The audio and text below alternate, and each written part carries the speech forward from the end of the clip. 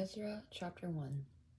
Now in the first year of King Cyrus of Persia, in order to accomplish the word of Adonai from the mouth of Jeremiah, Adonai stirred up the spirit of King Cyrus of Persia to make a proclamation throughout his entire kingdom, announcing in a written edict, saying, Thus says King Cyrus of Persia, Adonai, the God of heaven, has given me all the kingdoms of the earth. He has appointed me to build a house for him in Jerusalem, which is in Judah. Whoever is among you from all his people, may his God be with him, may go up to Jerusalem, which is in Judah, and build the house of Adonai, the God of Israel. He is the God who is in Jerusalem. As for anyone who remains wherever they may be living, let the people of those places supply him with silver and gold, with goods and livestock, and with freewill offerings for the house of God in Jerusalem. So the patriarchal leaders of Judah and Benjamin, along with the Kohanim and the Levites, everyone whose spirit God had stirred up, arose to go up to build the house of Adonai in Jerusalem. All those around them strengthened their hands with vessels of silver, gold, goods, cattle, valuable gifts, besides all that was willingly offered. Then King Cyrus brought out the vessels from the house of Adonai that Nebuchadnezzar had brought from Jerusalem and placed in the house of his gods. King Cyrus of Persia had them brought out by Mithredath, the treasurer, who counted them out for Sheshbazzar, the prince of Judah, and this was the inventory of them. Gold basin 30, silver basin 1,000, silver utensils 29, gold bowls 30, the other silver bowls 410, other vessels 1,000. In all there were 5,400 vessels of gold and silver. Sheshbazzar brought them all along when the exiles were brought up from Babylon to Jerusalem. Chapter 2. Now these are the people of the province who went up from the captives of the exile, while Nebuchadnezzar, king of Babylon, had taken captive to Babylon. They returned to Jerusalem and Judah, each to his town.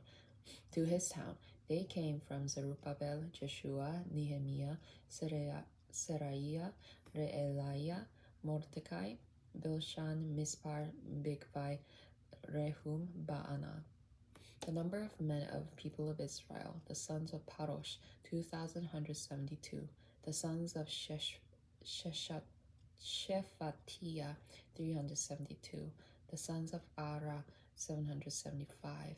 The sons of Pahath Moab, of the sons of Jeshua and Joab, 2,812. The sons of Elam, 1,254. The sons of Zattu, 945. The sons of Zakkai, 760. The sons of Bani, 642. The sons of Bebai, 623.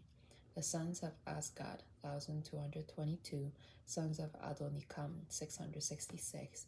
The sons of Bigvai, 2,056. The sons of Adin, 454. The sons of Ader of Hezekiah, 98. The sons of Bezai, 323. Sons of Jorah, 112. Sons of Hashum, 223. Sons of Gibar, 95. Sons of Bethlehem, 123. The men of Netophah, 56. Men of Anathoth, 128. The sons of Asmaveth, 42. Sons of Kiriath Arim, Chephirah, and Beerot, 743. The sons of Ramah and Geba, 621. Men of Mikmas, 122. Men of Bethel and Ai, 223. Sons of Nebo, 52. Son of Makbish, 156. Sons of Other Elam, 1,254. Sons of Harim, 320. Sons of Lod Hadid and Ono, 725. The sons of Jericho, 345. Sons of Senaa, 3,630.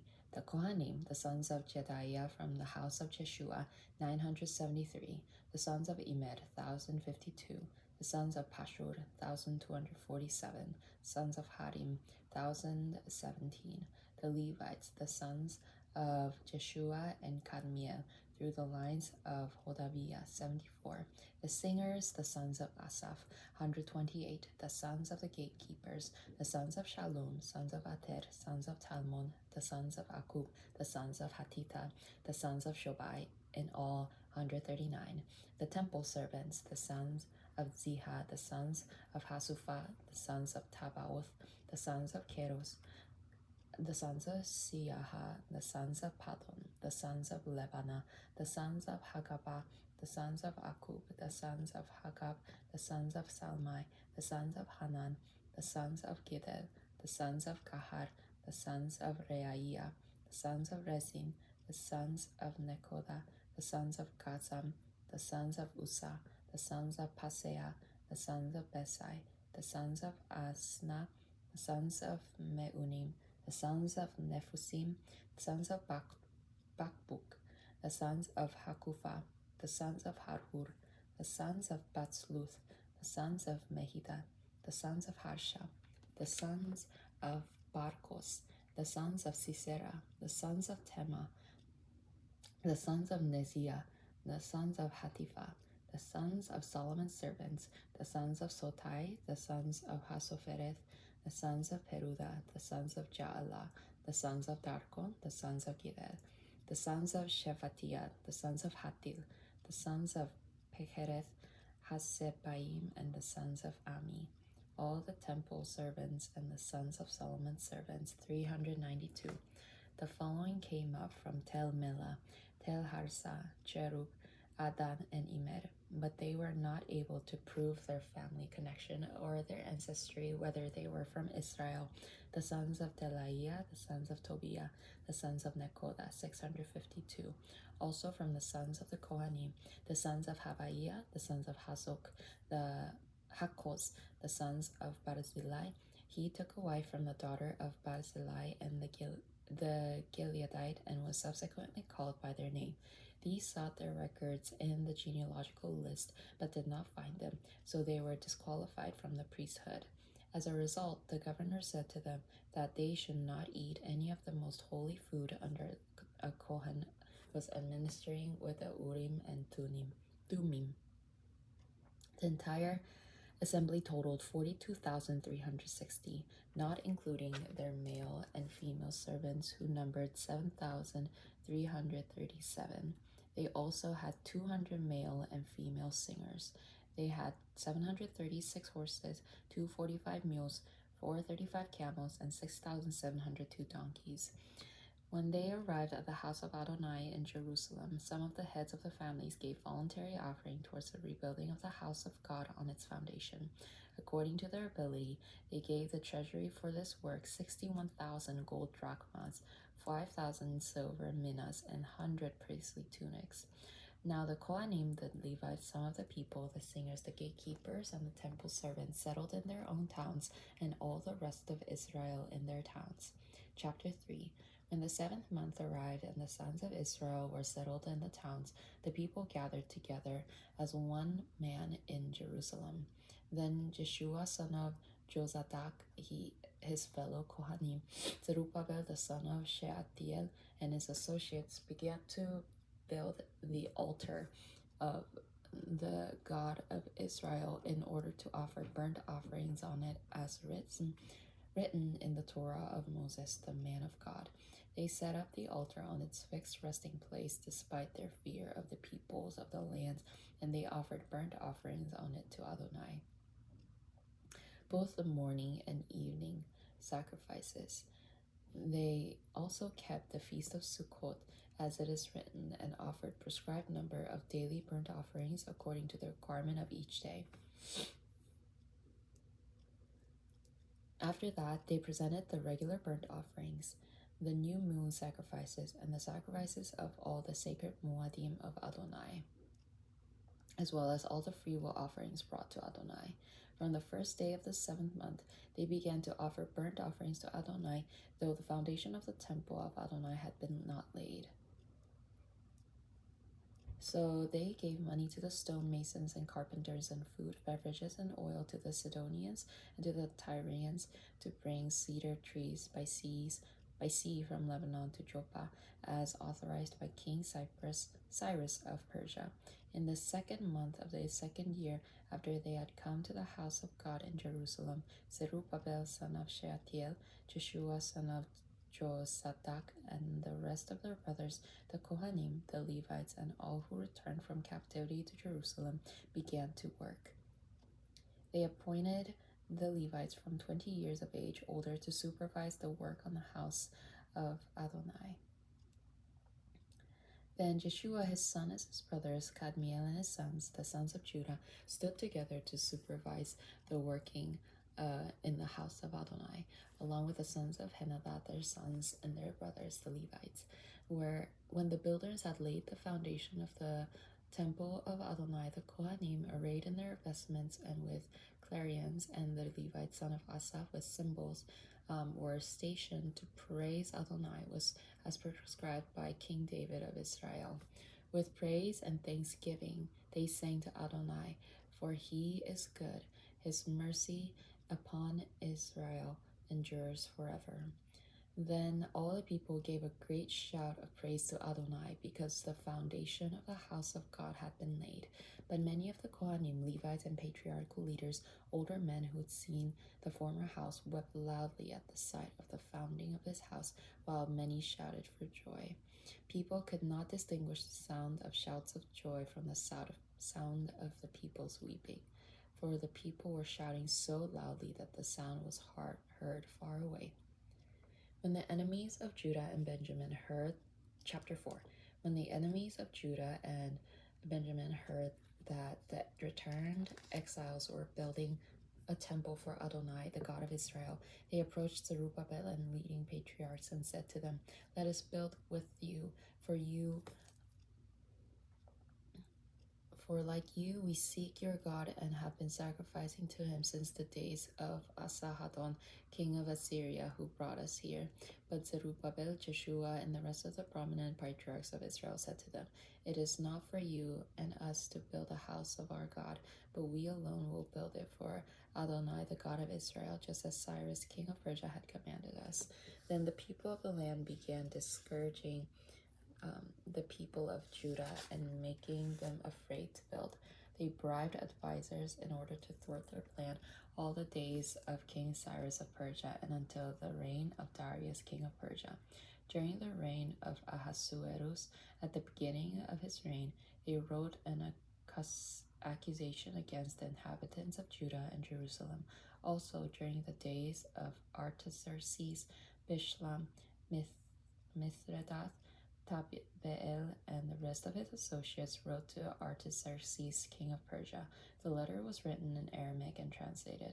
Rehum, the commander of Shimei, the scribe, wrote a letter concerning Jerusalem to King Artaxerxes as follows: From Rehum, the commander, Shimshai, the scribe, and the rest of their associates, the judges and the officials and magistrates, the governors over the Erechites, the Babylonians, the people of Susa, that is the Elamites, and the rest of the people whom the great and noble Ashurbanipal deported, settled in the city of Samaria and the rest of Trans-Euphrates. Now this is a copy of the letter they sent to him. To Artaxerxes the king, from your servants, the men of Trans-Euphrates. Now let it be known to the king that the Jews who came up to us from you have gone to Jerusalem and are rebuilding the rebellious and wicked city. They are completing the walls and repairing the foundations. Furthermore, let it be known to the king that if this city is rebuilt and its walls are completed, no more tributes, taxes, or duty will be paid, and the royal revenue will suffer.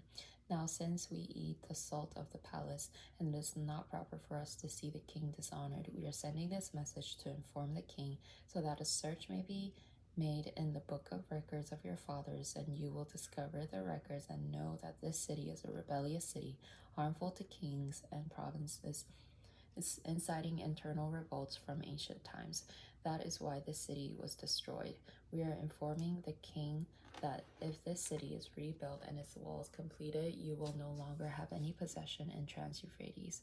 The king sent this reply to Rehum the commander, Shishmai the scribe, the rest of their associates who dwell in Samaria, and others in Trans-Euphrates.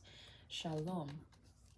This letter that you sent to us has been translated and read in my presence. At my order, a search was made, and it was found that this city has from earliest times revolted against kings, and that rebellion and sedition continually occurred in it. Mighty kings have ruled over Jerusalem, governing all the Trans-Euphrates, and tributes, taxes, and duties were paid to them.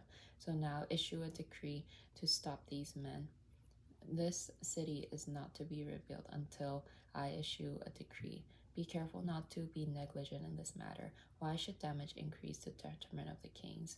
Then, as soon as the copy of the letter from King Artaxerxes was read in the presence of Rehum, Shimshai, the scribe, and their associates, they hurried off to the Jews in Jerusalem, and by force and power compelled them to stop. Thus, the work on the house of God in Jerusalem ceased. It remained at a standstill until the 2nd year of the reign of Darius, king of Persia. Chapter 5. Now Haggai the prophet and Zechariah the prophet, the son of Iddo, prophesied. Chapter 5. Now Haggai the prophet and Zechariah the prophet, the son of Iddo, prophesied to the Jews who were in Judah and Jerusalem in the name of God of Israel, who was over them. Then Zerubbabel son of Shealtiel and Jeshua son of Jozadak arose and began to rebuild the house of God in Jerusalem, and the prophets of God were with them, supporting them. At that time, Tattenai, governor of Trans-Euphrates, Shethar-Bozenai, and their associates came to them and asked them, "Who gave you the authority to build this house and to complete this structure?" They also asked them, "What are the names of the men who are constructing this building?" But the eye of their God was upon the elder of the Jews, and they were not stopped until a report could go to Darius and a written reply about it be returned. This is a copy of the letter that Tattenai, governor of Trans-Euphrates, Shethar-Bozenai, and his colleagues, officials of Trans-Euphrates, sent to King Darius. The report they sent to him was written as follows: To King Darius, all shalom. Be it known to the king that we went to the province of Judah, to the house of great God, which is being built with large stones, and timber is being set in the walls. Now this work is being done diligently and is succeeding in their hands. Then we questioned those elders, asking them, "Who gave you the authority to build this house and to complete this structure?"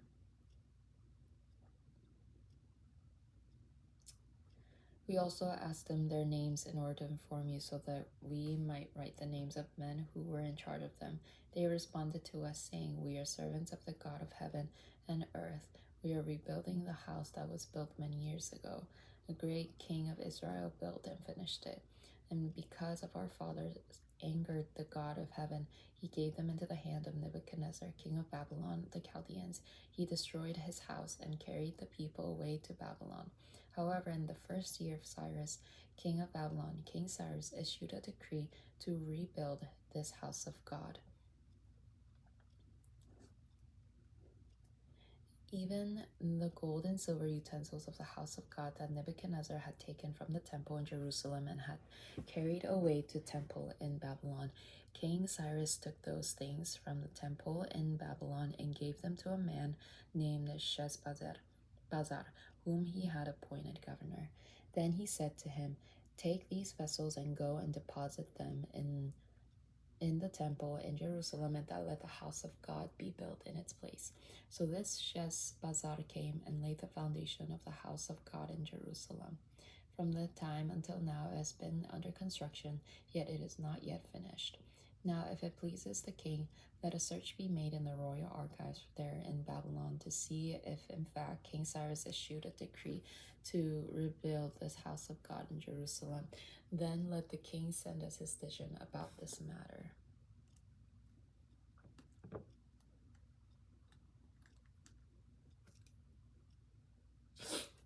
Chapter 6. King Darius then issued an order. A search was made in the archives stored in the treasury of Babylon.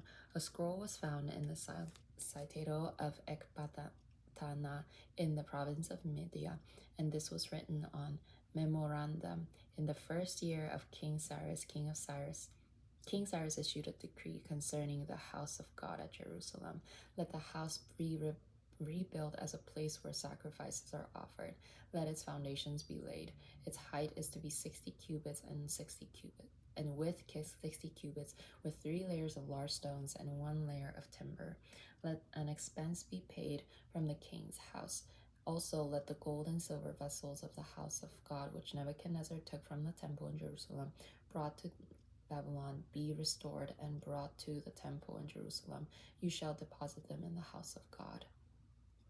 Now then, Tatenai, governor of Trans-Euphrates, Shethar-Bozenai, and the colleagues, officials of Trans-Euphrates, all of you, stay away from there. Leave the work of this house of God alone.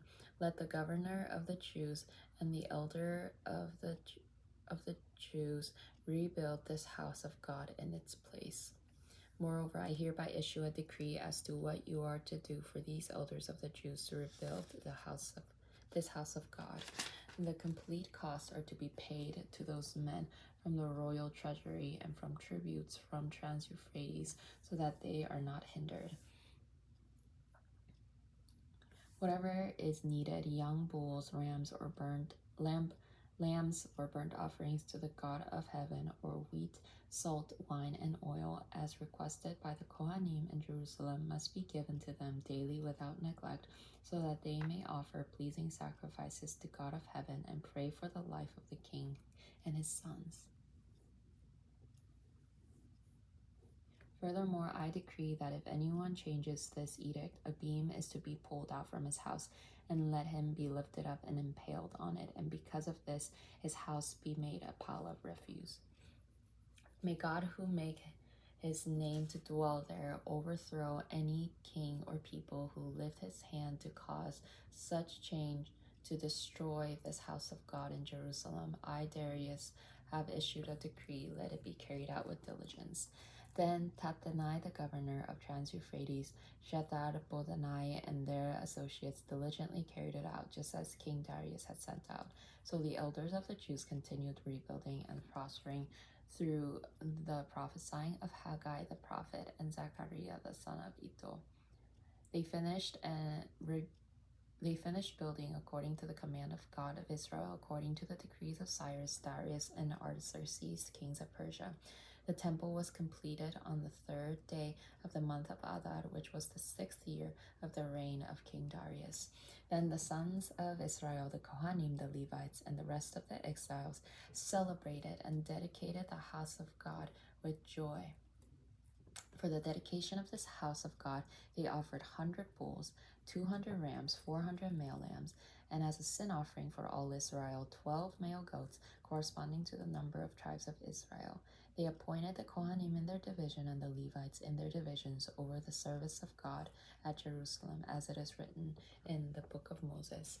The exiles celebrated the Passover on the 14th day of the 1st month, for everyone of the Kohanim and the Levites had purified themselves, and all of them were ceremonially pure. They slaughtered the Passover lamb for all the exiles, and for their fellow Kohanim, and for themselves. So those of Bnei Israel who had returned from the exile ate it, together with all who had separated themselves from the impurity of the nations of the land, to seek Adonai, the God of Israel. They celebrated the feast of Matzot with joy for 7 days, because Adonai had given them joy and had changed the heart of the king of Assyria toward them, so as to strengthen their hands in the work on the house of God, the God of Israel.